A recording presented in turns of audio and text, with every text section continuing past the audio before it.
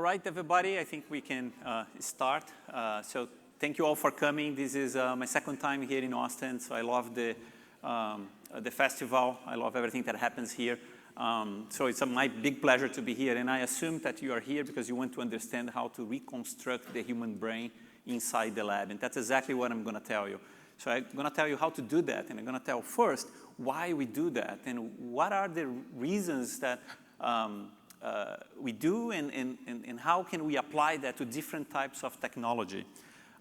So let's start with with why. The reason that I do this is because I have a son with severe autism. So my son doesn't talk. He cannot communicate. He's 18 years old now, and he has like severe types of seizures. So he requires attention 101, 24/7. And that's hard on him, that's hard on the family, and I'm not alone. There's several families with kids with severe, or we now call profound autism, and this is a big deal. And similar to autism, there's lots of neurological conditions with no good treatments, no cures. And while we see lots of advancements in medicine, for example, in cancer biology, there's subtypes of cancer where we can have like a cure or a treatment. Nobody's dying anymore from heart problems, but the brain continues to be like a major health issue. And the reason why is because we are lacking like a good human model. We don't study the human brain on human brains. We study the human brain using animal models. Mice is the favorite animal model for biomedical research, but the mice evolve in a very different way than the human brain. So the whole idea was to move from what is causing these conditions, and we know that there is a strong genetic factor, to how that mutations in your genome can actually cause all these behaviors that leads to all these neurological conditions. So to do that, we need like a good model, and as I pointed out, animal models are not doing the trick, so human model would be the best thing to do. But there is a problem, and that's the reason why scientists do not study the human brain. First of all, we don't know how the human brain is formed because it's inside the uterus. And there is no invasive technology that can actually look at the formation of the brain. We don't know when the first neuron fire. We don't know when the first synapses are formed. We don't know how the network shapes behavior. So everything that we feel, we don't know how it happens. We don't know how we retrieve memories.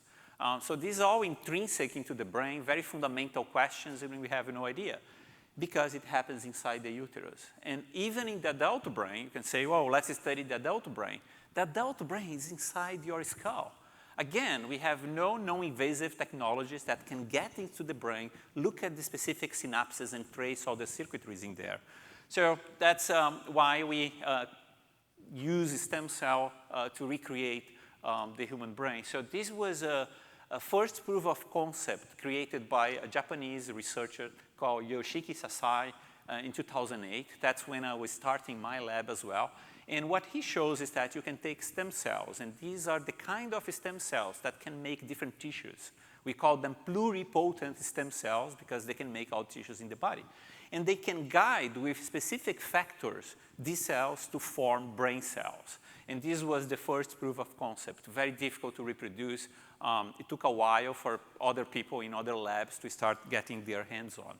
So, but before I continue, let me just make sure that we are all on the same page, because you're going to hear in the media tomorrow that someone is creating like mini brains in a dish. And it's not exactly that. It's not a miniaturized version of the human brain inside the lab, but it rather is a piece of the tissue.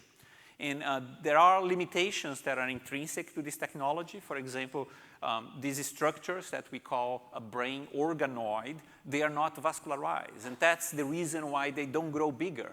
They can reach 0.5 centimeter, but they cannot pass to that because the nutrients are not getting inside the tissue. So the neurons that we have are quite immature. We are just learning how to induce maturation on those neurons. That is also a big limitation. And as we, scientists, are increasing this technology, there is going to be ethical and moral questions about that. And I'm sure after the talk, you're going to understand what I'm saying here.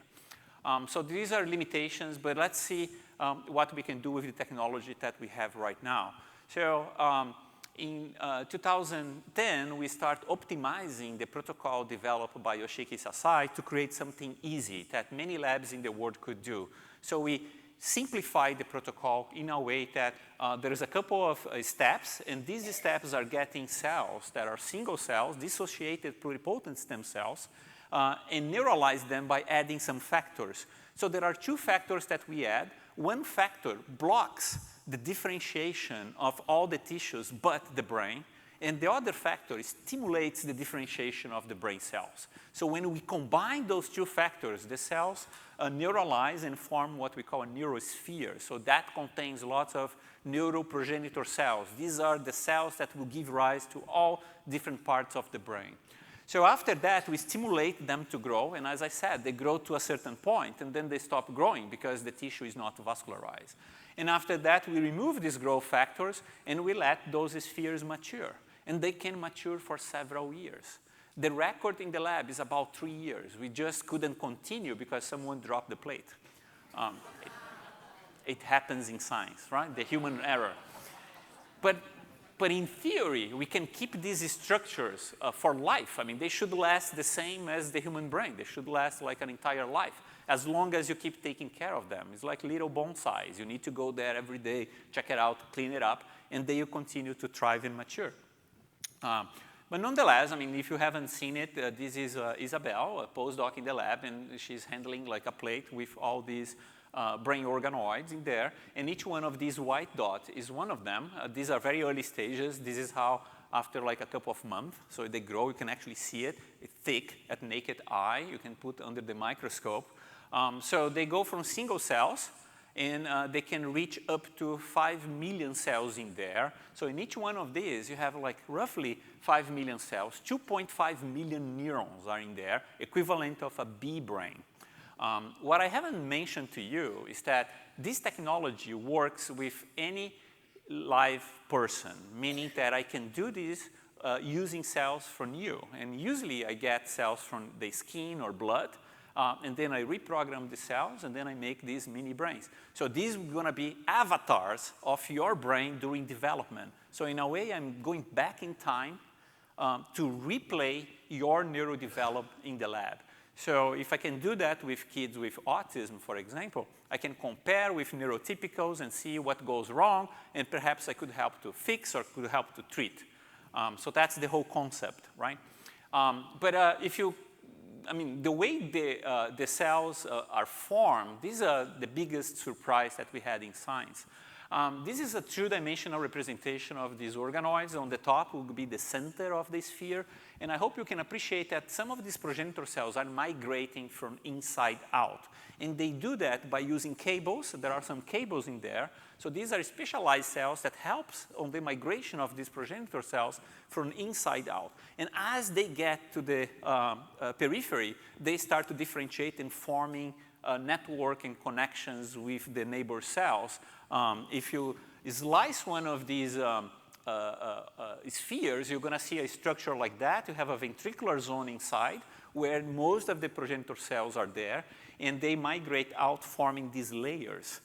So the cortex, the human cortex that controls your behaviors, that controls your feelings, are composed of 6 layers. So this is just the beginning of how the human brain is formed.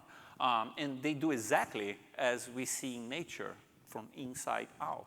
And as you keep maturing them, they will generate a diversity of cell types, and these are the same cell types that we see in the human brain.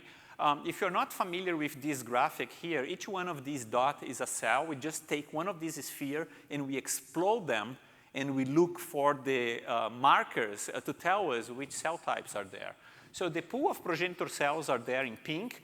They're producing mostly glutamatergic neurons. These are your excitation. That's how the human brain is formed. The early periods of gestation, your brain is full of excitation. And this is at 4 months, where they make most of these excitatory neurons. On top, you see that there is a discrete population of what we call inhibitory neurons. This is what's going to balance your brains. So the right combination of excitation and inhibition makes your brain. So if you have unbalance of that, you might have seizures, or you might be like in the end of the spectrum for autism. So that combination of excitation and inhibition is really important to balance your brain. At this stage, we also have in red the glia cells. The glia cells come from Latin glue. These are the cells that intercalate with neurons and help the neurons to form the connections. So the synapses do not form without the glia cells in there to actually shape it. So at 4 months, everything is happening. And at 4 months, that's exactly at 4 months of gestation, of human gestation. So it follows the neurodevelopment. But the big things for us is, can they actually form real networks? And that was a major bottleneck that we could only solve in 2019, where we start plating these organoids on top of multi-electrode arrays. And I'll break that down for you. So the organoids, or the spheres, are placed on top of electrodes that are printed in the bottom of a dish. So all the time when there is electrical activity passing by, the electrodes will capture the activity and generate an activity map, so you can see it flashing. So these are the neurons firing. And you can do that recording over time. So this is creating this raster plot. And scientists, by looking at these raster plots, we can see each channel when they fire. And we can see when they fire together as an indication that these networks are being formed. And to our biggest surprise, what happens is in 2 months, we don't see any organized network. So there is only random spikes being formed.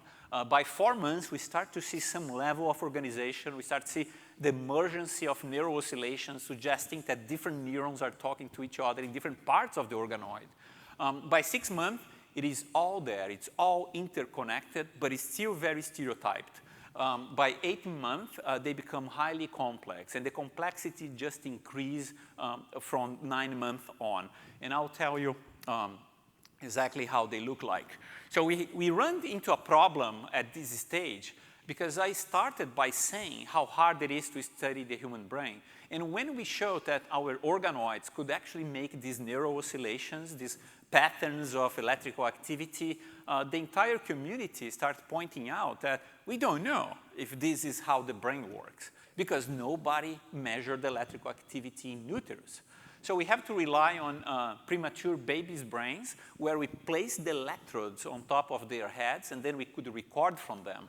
And so they generate what we call an electroencephalogram, which shows the waves of their brains while they are developing. And different from an adult EEG, the neonate EEG has a very typical or very stereotyped behavior. It shows peaks of activity and lots of silence time.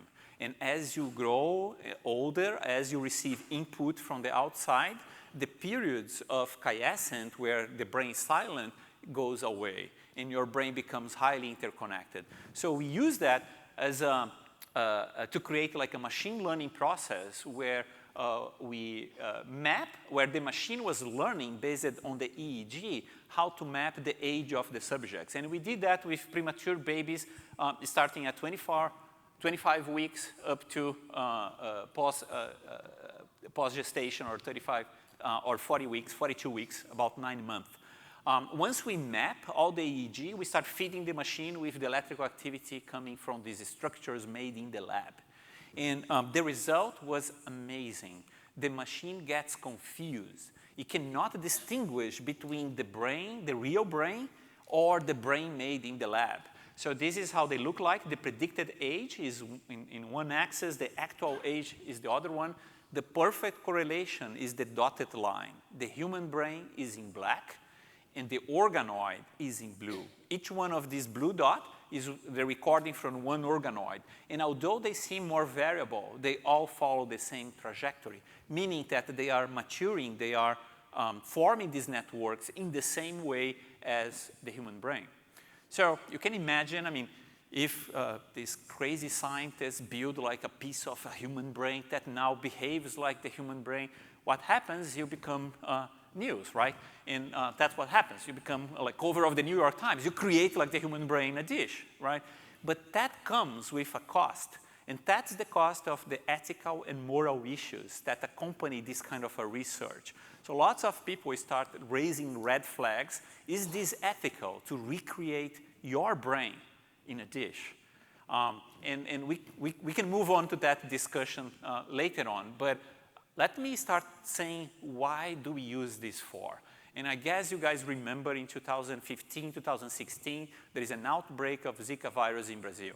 By the time we have the babies with the microcephalic brains, we didn't know exactly what was the causal agent for that. There is this correlation with the Zika virus, but there is another possible interpretation, could be like a pesticide that they were using in the northeast of Brazil. So the only way, the only tool that could actually prove causation was the human brain organoid. When we place the human brain organoid in contact with the Zika virus, it actually kills the progenitor cells and the cortex reduced. That's exactly what happens in the babies of Brazil. So that was one application that we could even use that to screen for antiviruses that could be repurposed to treat those kids. Fortunately, it was easier to control the mosquito who was transmitting the virus, but in case of a new outbreak, and by the way, these type of mosquitoes are getting to North America, we have drugs that now can prevent the vertical transmission from mom to the fetus. So if there is a pregnant woman now positive for Zika virus, she might take one of these FDA-approved medications and protect the fetus. So this is one possibility. So the Zika virus actually travels from the mom blood and gets into the uterus, and that's when it causes the problem, right? But there's lots of chemicals that do the same thing. They travel from mom to the uterus and affects how the brains form. And believe it or not, we don't have good models to do this kind of a toxicology. So we thought about, okay, what if we start testing the environmental factors that we have here and see how much they can disrupt the formation of the cortical networks and create what we call like a brain-safe label. So this is what we are proposing for the toxicology from now on. Instead of just testing the toxicology in mouse models, we should be using a human model as well. And this human model will tell if the chemical that is getting into pregnant woman is safe or not. And just to illustrate some of the questions that we have, I believe you heard about acetaminophen, Tylenol, given to pregnant women, highly associated with high levels of autism. The same thing with PFAS. These are the long-lived molecules that are hydrophobic. You find it on your pen, your Teflon plane. You find it on their carpet. That's exactly where we put the babies on. So we all have these molecules in our bodies. How bad is that? How much is tolerated by the human fetus? So we can answer all these questions with this human model. So that's why we are big fans of that. But let me go back to autism spectrum disorders, ASD. Can I do something for these kids? Can we actually use this technology to find medications? And the first type of autism, well, the first challenge that we have was to get the families back into the lab. Because if you have kids with profound autism or very severe syndromes related to autism, they cannot move. It's hard. It's hard for the families, it's hard for the parents. So we create a social network where we deliver what we call the Tooth Fairy Kit Collection, which is a small tube with media where we ask for the milk tooth from the families, and they would put in there and send it to the lab. So the kids, they don't have to come to the lab for us to isolate a skin sample or a blood. We just get the cells from the dental pulp, and that was enough for us to get started. This program was so successful that it started like in 2010, 2011, and up to today, even though we close it, we still get teeth or tooth from families. And there was a learning curve how to do that, because in the beginning, the families were washing it so well and removing all the cells that we need. So we have to tell them, don't wash it, just put it on the tube and send it back. But hopefully, I mean, yeah, finally, I mean, it was successful, and we get enough cells from kids with autism, so we start looking for differences. And this is one of the major differences that we see. It is coming from a syndrome under the umbrella of autism called Rett syndrome. And what you are seeing here is a network of neurons. The process of those neurons is in green, and the synapses, the connections between neurons, is in red. And I hope you can appreciate that the Rett syndrome neurons, about the same time, they're not making enough synapses, enough connections to actually compare to neurotypicals or control neurons. So by showing that, we show that, yeah, we are recapitulating something that is unusual on their brains, and we can quantify that. But not only quantify, then we ask a second question, is this revertible? And this was, at the time, was going against one of the dogmas of neuroscience, saying that if you pass the critical period, your brain no longer can be reverted back to a normal or neurotypical state. But what we show is very interesting. We add a molecule called IGF-1, insulin growth factor 1. Neurons love it. They love it so much that they start making connections. And we were able to bump it up the amount of synapses that was formed in these networks. So long story short, after 10 years, this becomes like the first treatment for Rett syndrome. So the problem that I have now is the clinical trials are taking too long. And this is because we fail and we have to do it again and the molecule doesn't work, we have to start again. But if you have a kid with autism like me, you want to see it, the solution faster. So I cannot wait another 10 years. So we are using this technology to kind of speed up the whole process of clinical trials, trying to find proof of principle as soon as possible and then move into testing directly into the subject. And this is just like some of the syndromic forms of autism that we are testing. So we create these brain organoids and we see what's wrong, and then we try to ameliorate the phenotype or ameliorate the condition using pharmacological treatment, gene therapy, or any other tools. We are agnostic of the tools. Whatever works, we're going to test, and then we can move into clinical trial faster. And on the gene therapy, if you know the gene that is mutated, this is the part that is moving super fast. Once you know the gene, and you can easily get done in a genetic lab that just sequence your entire DNA or the DNA from your family and pointed out what is the mutated gene. If we know what is the mutated gene, we can create what we call a viral vector, which comes from a flu virus that doesn't do harm to you, but we make it, the virus carry the correct version of the gene back to the brain. So that's what we call a gene therapy. And we've been testing this for different types of genes associated with autism. And we're having very successful cases. So this is for Pete Hopkins. We can show that their brains were not fully formed, but then after the gene therapy, you can start seeing the neurons reconnecting, and even the neurons that were not there start to emerging. Malformations in the brain that we never expected to see coming back are coming back.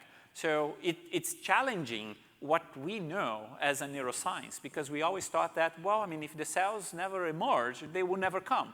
But no, after gene therapy, if you just place the gene back, it reverted back to a kind of a more neurotypical state.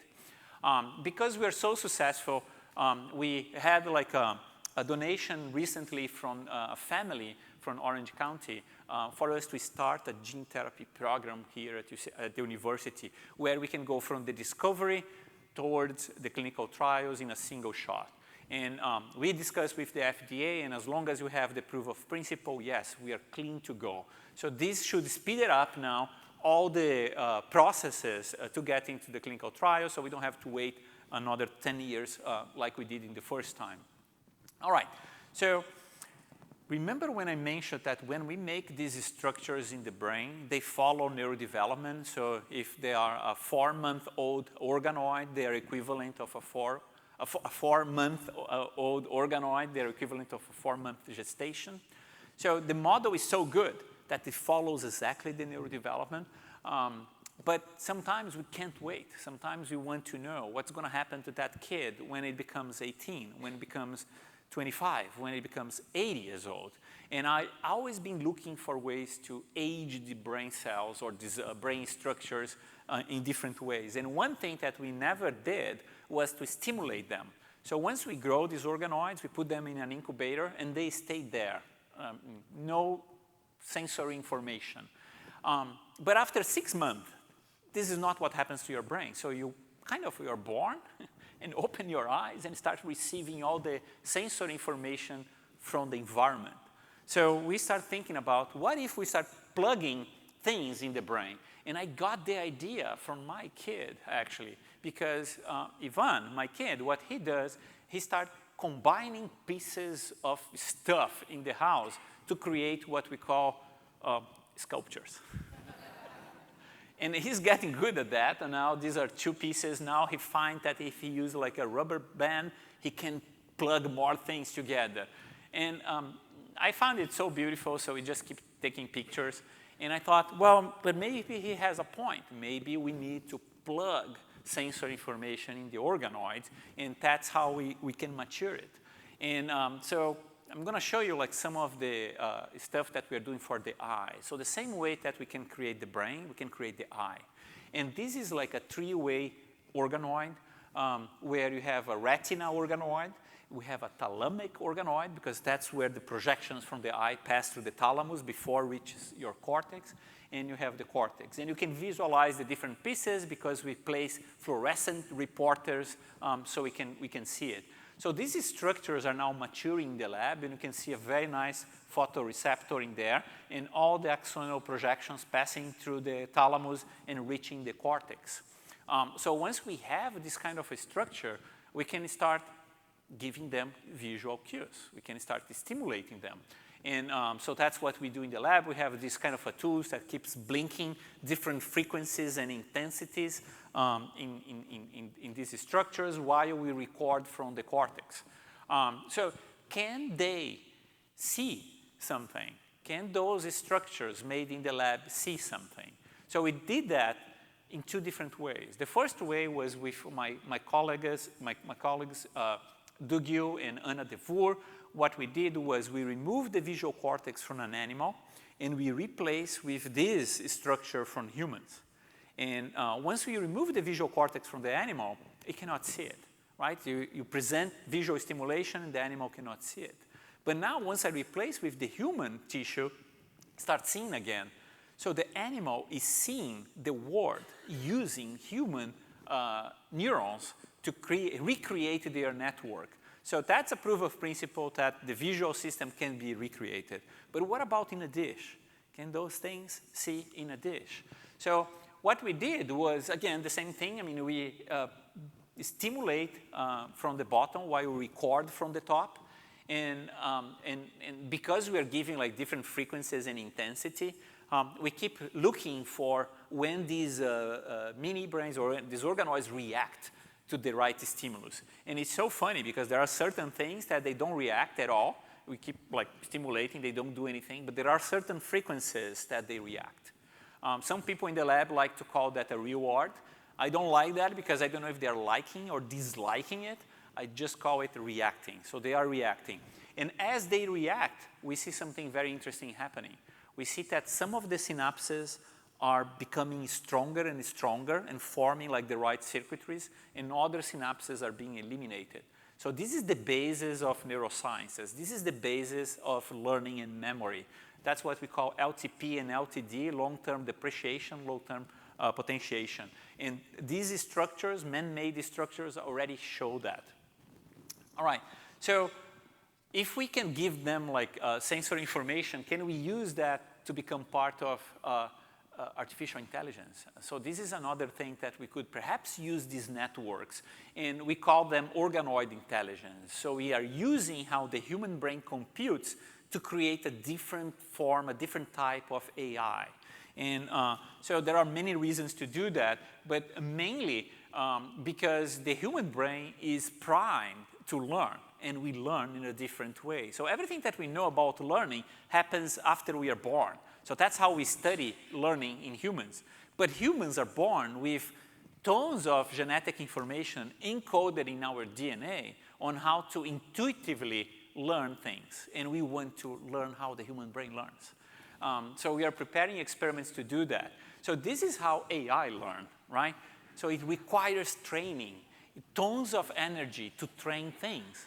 And not all the times it gets right. So that's the hallucinations that we see in all these tools now. But the human brain doesn't do that. So this is like if you teach a kid, I mean, who is your dad or what is your, I mean, what's a toy, what's a ball, it gets it. You don't need like lots of training. Just once and it gets it. And so we think that perhaps if you use the organoid as a computational power, a computational tool, we can solve some issues, for example, energy problems, because the brain doesn't take too much energy. It's actually quite efficient. Data storage. Look how many memories we have collectively in this room. I mean, we can solve memory problems. Continuous learning, and we can improve and even create a more humanized AI if we do that. And I have colleagues here that are doing something even crazier. We are stimulating the quantum computing on these organoids. So if you want to learn more about that, come talk to me later on, because we think that we can revolutionize the way AI currently works. All right, so let's go back to reality. What we can do now, and what you are seeing here, it is the first cyborg. So this is like a robot that is learning how to walk using the networks created by one of these organoids that now live inside the incubator. So the electrodes from the multi-array is collecting the information and is feeding the robot and teaching them how to walk around. And we are now putting sensors on this robot. For example, these two eyes, these are infrared, that are creating like a feedback loop. So it tells the robot when it's approaching an obstacle and has the opportunity to turn left or right. So by teaching these organoids how to move this robot, we are teaching them how to avoid obstacles. So now we can place this robot in different mazes and see how they react. And this is by learning just once. And they can do that quite efficiently. So why can we apply this technology in medical sciences? In autism, for example, and this is true for Alzheimer's as well, we have what we call cognitive resistant or cognitive rigidity. That's when people have hard time to learn or deny things. So in autism, we see on the most severe side of the spectrum, we often see some problems on cognitive rigidity, difficulty to learn. So we are reproducing these experiments now in the two settings with neurotypicals and people with cognitive rigidity to see what is the problem, why they cannot learn as fast as a normal neurotypical brain. And once we find out, we can start the treatment. And one of the treatments that we are very intrigued is on the use of psychedelics. And we are testing some psychedelic molecules such as DMT or psilocybin to open up the learning opportunity of the human brain to treat people with cognitive rigidity. So this is the data from DMT. Don't need to pay attention to these graphics, but just to say that in the presence of these psychedelic molecules, the brain starts to open up and start learning much faster. And that can be applied to kids with autism, for example. I'm not suggesting to give psychedelics to everybody, right?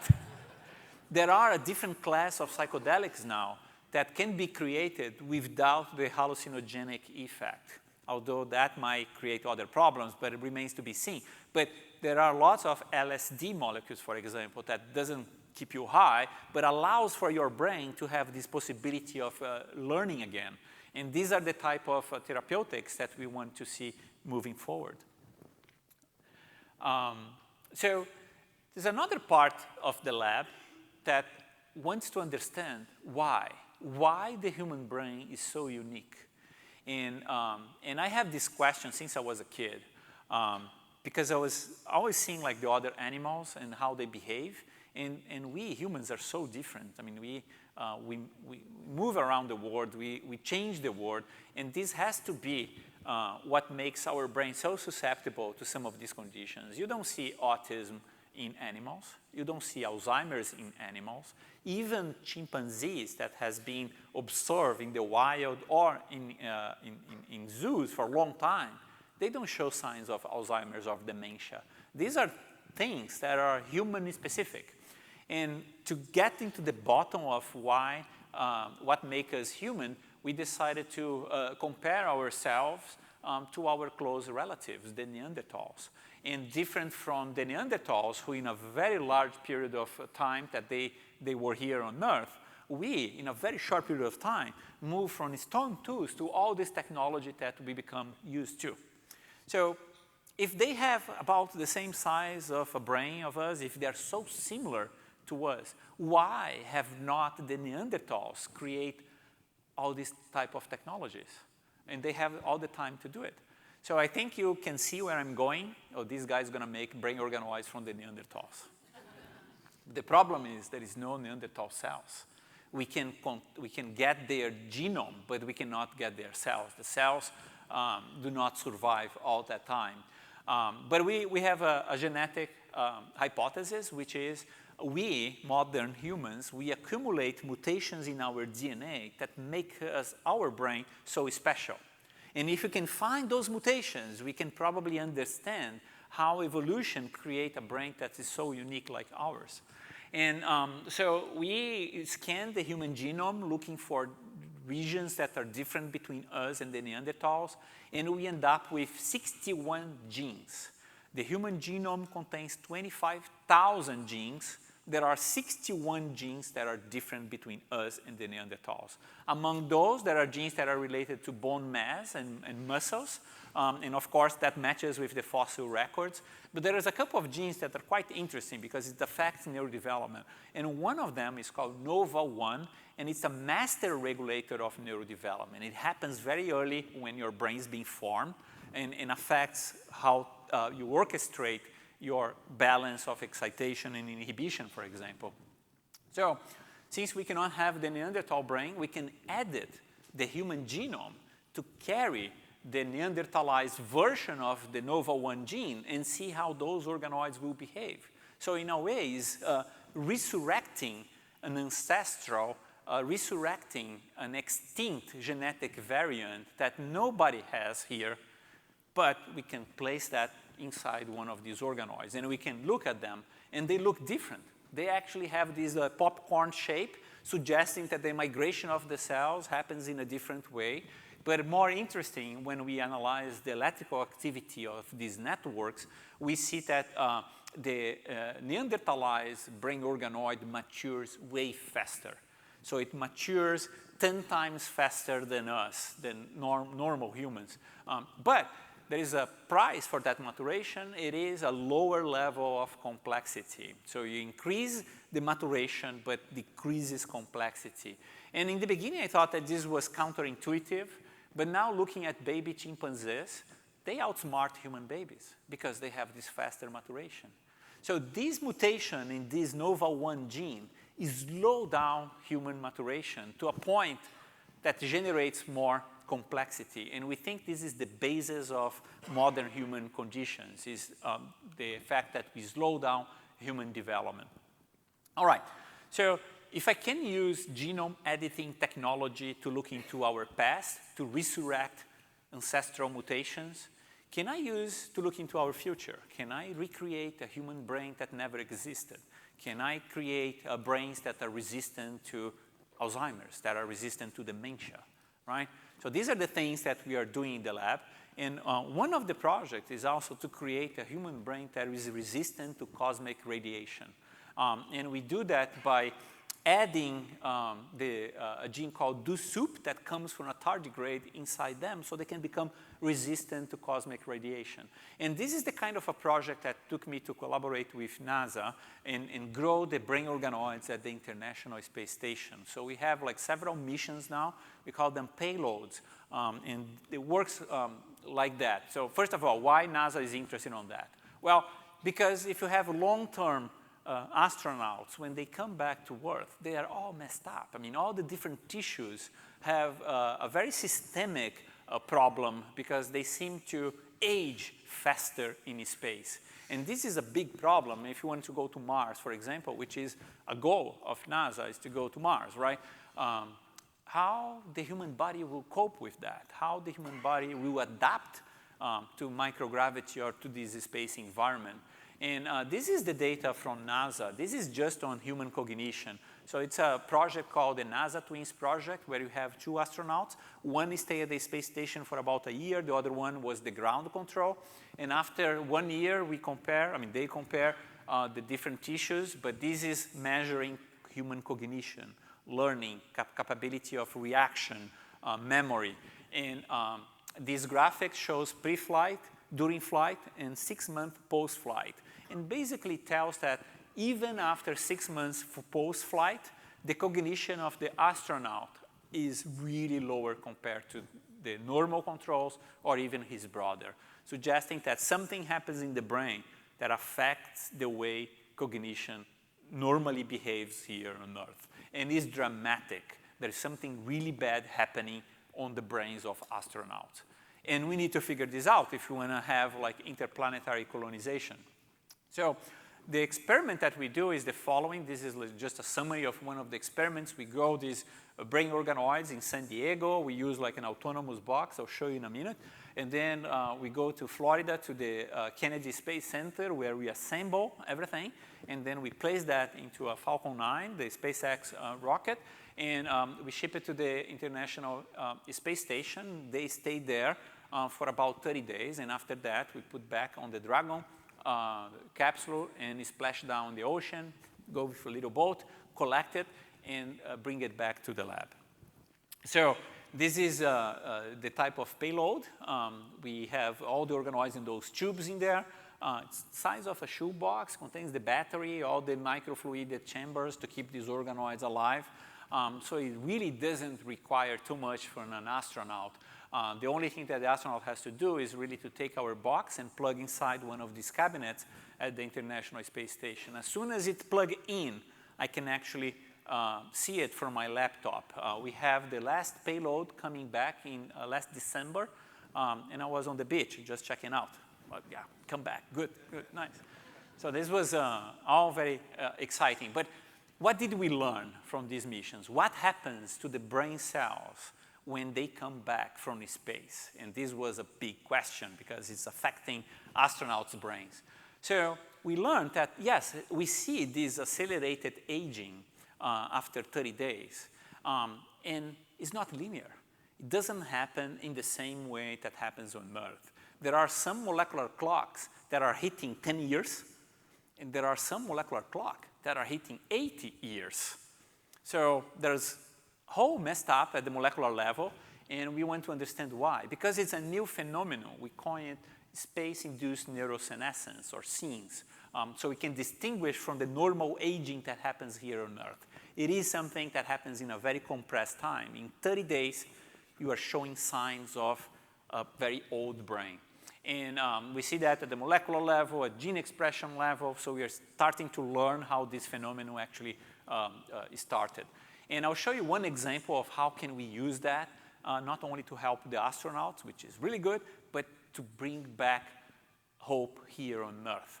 And this is when we start sending brain organoids derived from people with syndromes. And again, I mean, this is a Rett syndrome. That's a child in Rett syndrome. It stopped talking, stopped losing the motor coordinations, and this child will end up in a wheelchair and will stay there for life. So when we send brain organoids from Rett syndrome, we saw something quite unique. We saw an overexpression or something that wasn't there related to a viral activation. Okay, we never add any virus on those tubes. Where is the virus coming from? The virus is coming from inside your genome. Your genome contains a vast majority of sections that are related to old retroviruses that accumulate throughout evolution. And we, in a normal situation, a health situation, we keep them silent. But in a stressful situation, these endogenous retrovirus, how we call, start to become expressed, start to emerge in the cells. And when the cells see that viral particles inside them, what it does, it thinks that it is being attacked by a virus and it triggers an inflammatory pathway. And that's one of the cytokines that is related to inflammation, IL-6, is highly elevated in Rett syndrome compared to controls. So now, if the inflammation that is neurotoxic is coming from endogenous retroviruses, can we use an antiretroviral to treat a neurological condition? And we thought, well, I mean, sounds crazy, but we can actually test that. So we went back to the mouse model for Rett syndrome, which is not a good one because it's so dramatic. The mouse model for Rett syndrome dies in 4 weeks. In 4 weeks, the animal dies. One day before the animal dies, we start treating them with this antiretroviral, and the animal survives. We extend the survival rate of the animal, which would be equivalent of 10 years in humans. And not only that, but the quality of life of these animals starts to improve again. So the animals were lethargic. Again, they were about to die, right? They were in the corner, not eating anymore. But after this treatment, they start recovering. And we haven't done like a tremendous follow-up on that yet to see, I mean, how much can we improve? But nonetheless, this is enough for us to start like a clinical trial using one of these anti-HIV common drugs to repurpose for this condition. So that's kind of the pathway that we are going now, trying, again, to help astronauts, but also bring back the knowledge to help people here on Earth. And when we start presenting this data, many people in patient associations start to ask, what if you can use the same technology, but now looking for late onset conditions such as dementia, Alzheimer's, Parkinson, ALS. And that's a big market, and that's also a big health problem in the world. As we age more, these aging-related conditions are getting more and more common. So it's of interest of many countries to have drugs that can actually block these age-related conditions. And I thought about how to do that. And to me, the first thing that we needed to do is to have a good chemical library.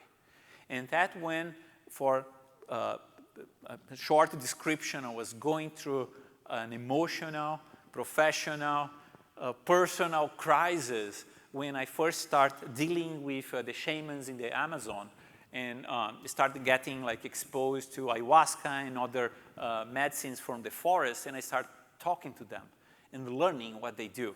And then I realized that, all right, so perhaps I could use the pharmacology that is already existing in the biodiversity of the Amazon to test, to create new drugs for these type of conditions. And I'm going to show you a video that kind of summarizes the whole process. Basically, the stage where we are, we have this collaboration with the University of Manaus in the middle of the Amazon, where we go and we talk to the original tribes. Most of the collaborators that we have are from the Huni Queens, but we are also talking to the Yanawa and other tribes as well. And we go and ask them, what are the plants that we use when someone starts forgetting things? And they come and show us, oh, these are the plants. And guess what?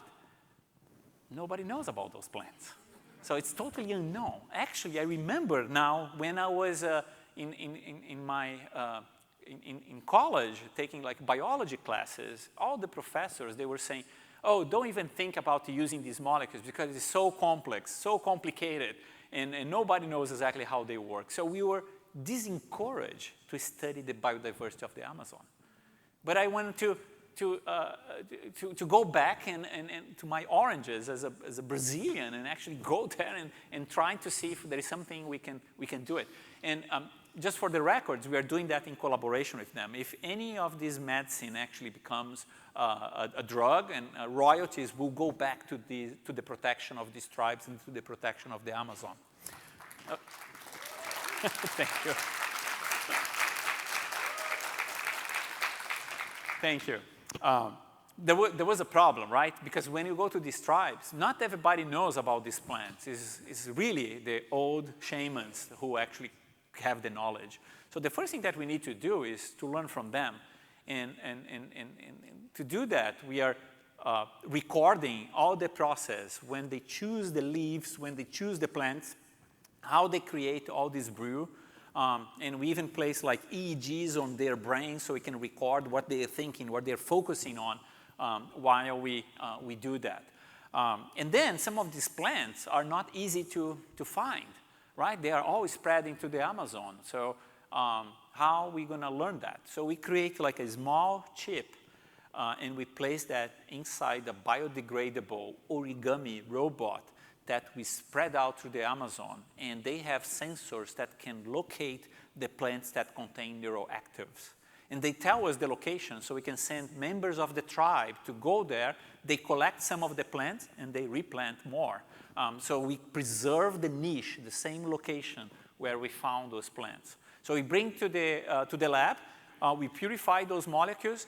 There is a large group of young scientists at UFUN, the Manaus Federal University, who are using different AI tools to predict where they're going to bind into the receptors of neurons. We bring to San Diego, to the lab in San Diego, we test them, and if they pass the test, they are high candidates to go to the space station so we can test it. And we create a new way to actually test the efficacy of these neuroactives at the International Space Station. Remember, for the organoids, for us to record the electrical activity, they need to be attached to the microelectrodes.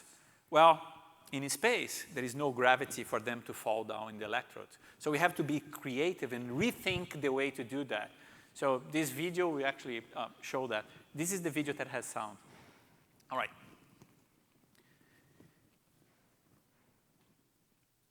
Yeah, so this is not the sound. All right.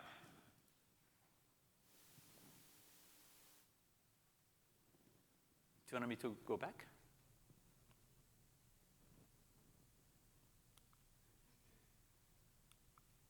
Okay.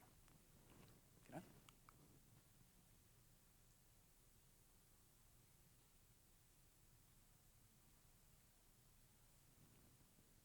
Yep.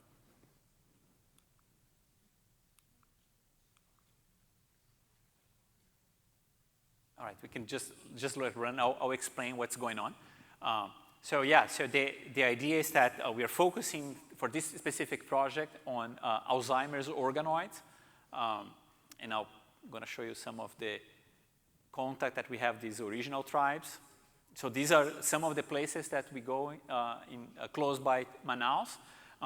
These are some of the tribes that we are working with them.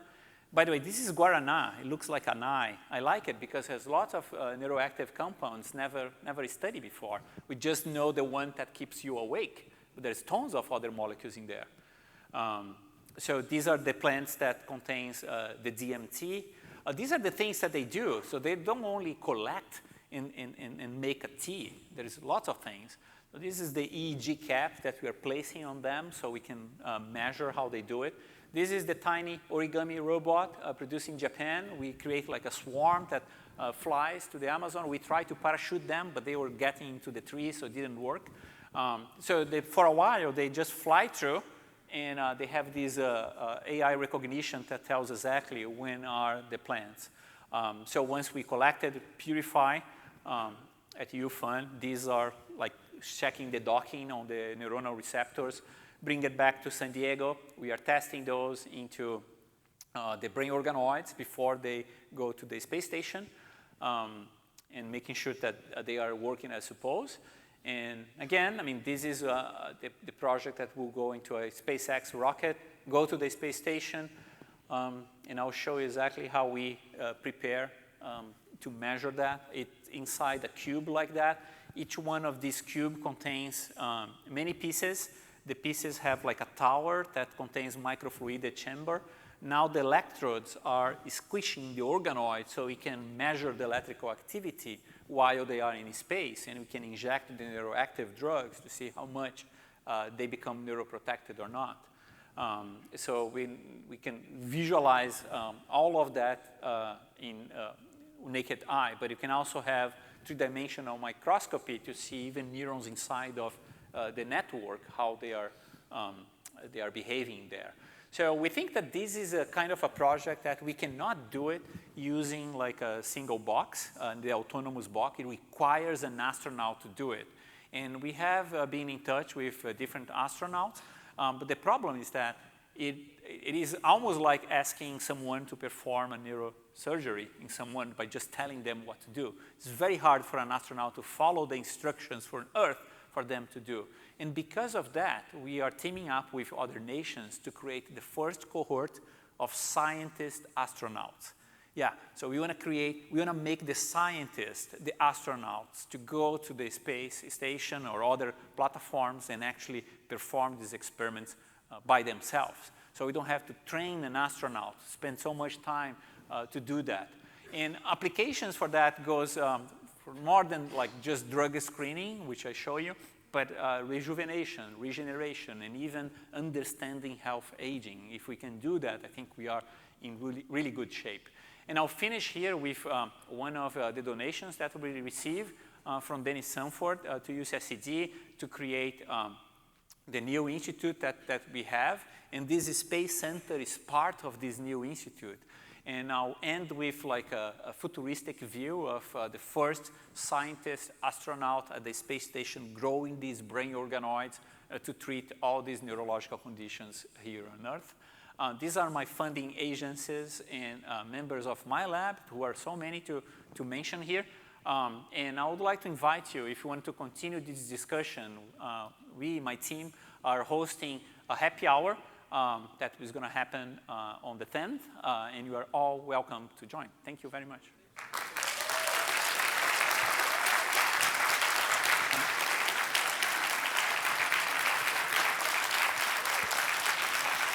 Thank you.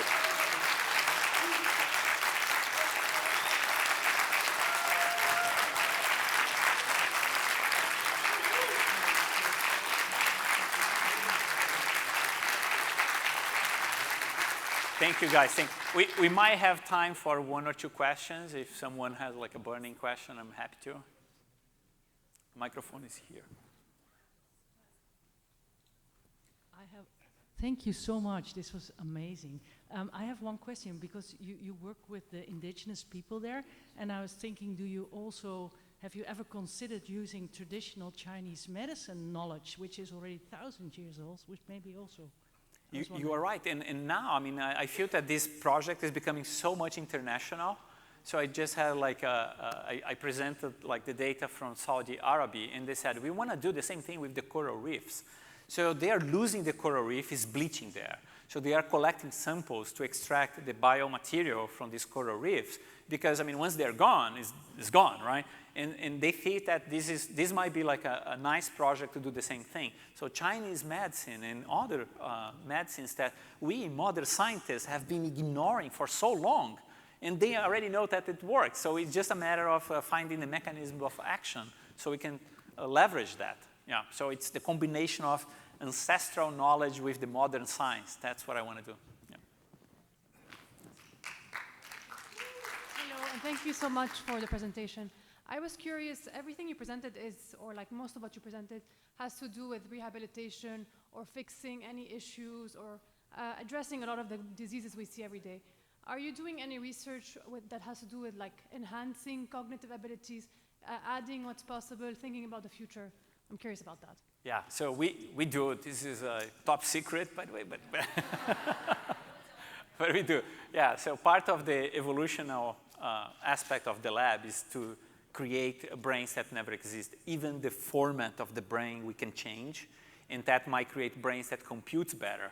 We can even create, I never mentioned here, but what we call chimeras, where we mix brains from other species to achieve the power that that species have. For example, if you Google chimpanzees and memory test, you're going to see how a chimpanzee can memory in a very short period of time, tons of numbers and sequences that you cannot even imagine, but they do it. How they do it? So can I incorporate that into human brain? Can I plug that into human brain? Another project that we have, it is to recreate the magnetic sensors in our genomes.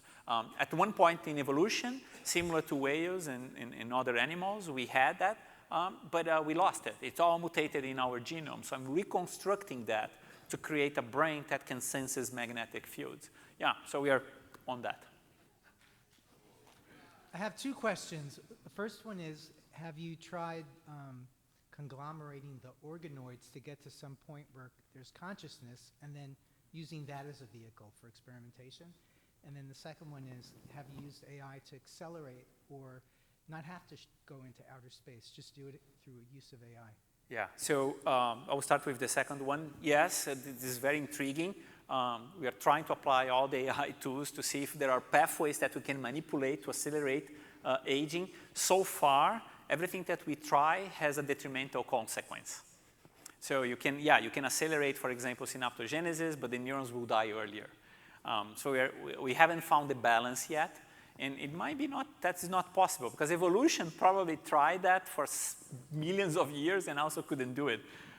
But we keep trying. And the second question about consciousness. So there is a huge debate.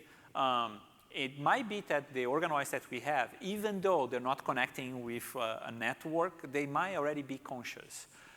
So in 2019, when we published that data, I invited several people from the philosophy, the ethical fields, philosophers of the mind, to discuss the data and to see if we need any kind of a supervision from the ethical side. And the discussion ended up being about consciousness. Are those structures conscious or not? And there are some people, for example, Pat Churchland from UCSD, she doesn't believe that those structures have any signs of consciousness. On the other hand, you have someone like Christopher Koch from the Allen Institute who believes that they are already conscious. It's just a matter of which level of consciousness they are. So we did like one experiment with Stuart Hemmerhoff, who also into conscious. He proposed an experiment which is to anesthetize one of these organoids and see if the brain waves goes away, because that's exactly what happens in the human brain. So if we add the anesthetic and the brain waves continue, they are not conscious. But the result was the opposite. When we add the anesthetic, the brain waves silence. And then we remove the anesthetics, they're back. Which is not like a proof of consciousness, but is an evidence that they might have some level of consciousness already. So if we start plugging them, they might reach even higher levels. Thank you. This one. Hey, real quick. If I understood the lecture, you were saying that in these organoids, even without the presence of structured stimuli, synapses are still formed. Yeah. Can you just explain, I guess, what kinds of connections are being formed, and what do they look like? Yeah, so it is true. I mean, even with normal maturation, they are finding each other and forming synapses. So these are a mix of chemical synapses as well as electrical synapses. I mean, we can actually see them. Exactly how they are forming that seems like a mystery to me as well. It might be that they are creating their own input, we just don't know. So that might be like in the forms of neurotransmitters that they are releasing, things like that, other factors that we don't know. That's why I like the model. It's actually opening new questions about how the human brain is formed that we never had the opportunity to look. All right, I think my time is up, but thank you so much.